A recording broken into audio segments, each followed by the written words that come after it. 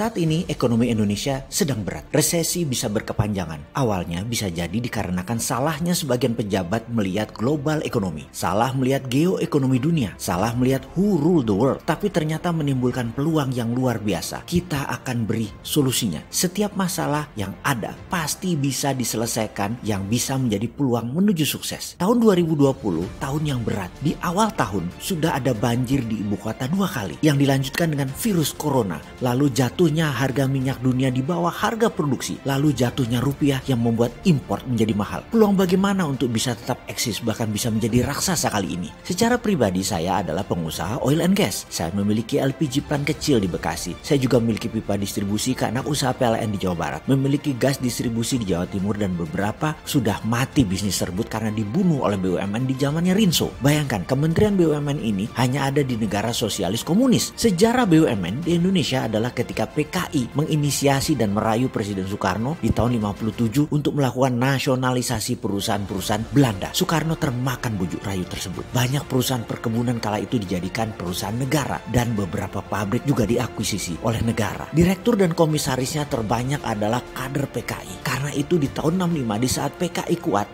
secara kekuatan dan PKI dengan uang BUMN-nya mereka meminta petani untuk dipersenjatai. PKI minta angkatan kelima dipersenjatai yaitu petani. Di luar TNI dan polisi ada angkatan kelima yaitu petani minta dipersenjatai oleh PKI. Untung PKI berhasil dimusnahkan. Untung CIA menumbangkan rencana PKI tersebut. Namun BUMN menjadi sejarah lain. Sampai tahun 1973 bersih-bersih PKI dilakukan di BUMN tersebut di awal zaman Pak Harto berkuasa. Namun keenakan jadinya. Lalu puncaknya BUMN dijadikan kementerian. Temasek Singapura, Kasanah Malaysia itu BUMN tapi bukan di bawah kementerian. Kementerian itu regulator. BUMN itu badan usaha atau operator. Kalau BUMN operator sekaligus kementerian regulator jadi satu, itu namanya state capitalism. Swasta, terutama UKM tidak akan bisa tumbuh. Mimpi UKM bisa tumbuh di era BUMN kementerian. Mimpi. Lalu 5 tahun ini lebih dahsyat lagi. Era keemasan komoditi yang menyelamatkan SBY sudah hilang. Membangun infrastruktur pemerintahan kemudian pakai apa? Pakailah aset BUMN dari kapasitas yang berhutang baru 30%, digenjot hutangnya sampai 80% oleh sang komandan yang bernama Rinso. Lalu apa yang dilakukan? Kerjasama antar BUMN. Ini gila. Ini namanya kartel. State capitalism plus kartel jadi satu. Swasta, UKM bubar semua 5 tahun kemarin. Dan berat ekonomi tidak berputar penuh. Hanya di kalangan atas. Hanya di kaum elitis. Inilah awal mengapa ekonomi Indonesia tidak bisa 7% seperti impian di awal. Juga keringnya uang beredar. Turunnya pendapatan pajak negara. Sebenarnya kalau mau 7% ke atas, bahkan 10% ke atas, UKM lah yang harus jadi pendorongnya. Jadi,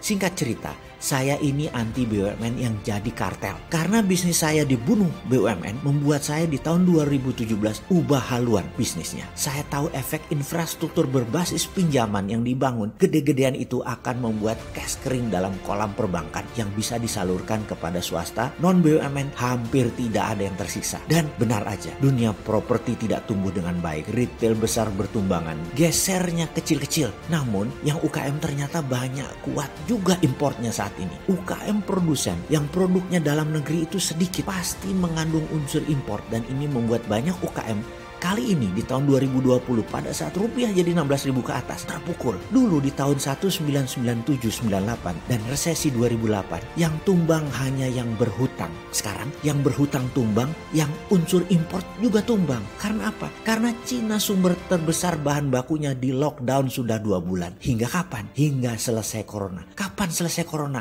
Nggak ada yang tahu. Mungkin semester kedua di tahun 2020 Cina selesai dan mulai take off. Namun Indonesia jangan pada saat itu Indonesia lagi lockdown. Dan adakah solusinya? Ada. Kami punya banyak pengalaman yang menceritakan solusi-solusi di masa krisis tersebut. Lalu karena tahu kemana arah ekonomi Indonesia, maka kami pun membangun searah aliran uang. Follow the money. Bisnis model saya ubah. Saya masuk dan bermain di bisnis digital dan main di bisnis retail. Pengalaman sejak 2017 hingga kini sudah 3 tahunan. Ada sekitar 10 bidang usaha baru yang saya bangun dan 1 bidang usaha digital fintech yaitu Santara valuasinya mendekati 1 triliun saat ini. Alhamdulillah, pengalaman membangun lebih dari 100 bidang usaha, ada yang profit, ada juga yang tutup merugi. Namun ada belasan yang bertahan lebih dari 25 tahun. Saat ini yang tumbuh baik di bidang midstream industri ada 16, ditambah 10 usaha baru yang tumbuh berbasis digital serta retail. Melewati 25 tahun pengalaman bisnis, melewati 2 krisis besar tahun 97, 98, dan 2008, memiliki 16 perusahaan yang usianya di atas 20 tahun, mudah-mudahan bisa membantu sahabat bersama video ini untuk melihat peluang ke depan. Besar sekali peluang ke depan itu, sangat besar. Video narasi ini kami buat berdasarkan pengalaman pribadi dan apa yang dilakukan juga bersama beberapa rekan mitra bisnis yang semuanya telah melewati beberapa masa pelik bisnis di Indonesia dan internasional 20 tahun belakangan ini dan apa yang mereka lakukan ke depan. Untuk datanya, maka saya bertanya kepada sahabat saya, bilioner Rizal Rishad, Raja Tambang, Irwan Musri, Raja Retail Barang Mewah, Sandiaga Uno, jawaranya investasi, dan banyak lagi sebagai referensi video ini dibuat. Video ini disusun dari yang paling makro, yaitu masalah geoekonomi dunia, kemudian makro Indonesia sampai mikro perusahaan serta perilaku pasar ke depannya bagaimana. Apa yang harus dilakukan di masa krisis global oleh kita. Saran manajemen, lakukan repositioning market, melakukan desain ulang, bangun usaha friendly to digital dan friendly to generasi milenial dan generasi Z. Solusi dan contoh pengalaman pribadi di dalam membangun bisnis di masa pelik dan menyelesaikan masalah bisnis hingga meningkatkan penjualan 500 kali lipat dengan bisnis digital. Rumus 1, 2, 3 adalah rumus dasar yang semua sahabat harus tahu caranya. Kalau tidak bisa 1, 2, 3, pasti bisnis Anda tidak akan ada yang mau membiayai. Bagaimana mencari pembiayaan di masa krisis? Itulah tantangan-tantangan yang akan diajarkan solusinya. Selamat menyaksikan video ini, semoga bermanfaat.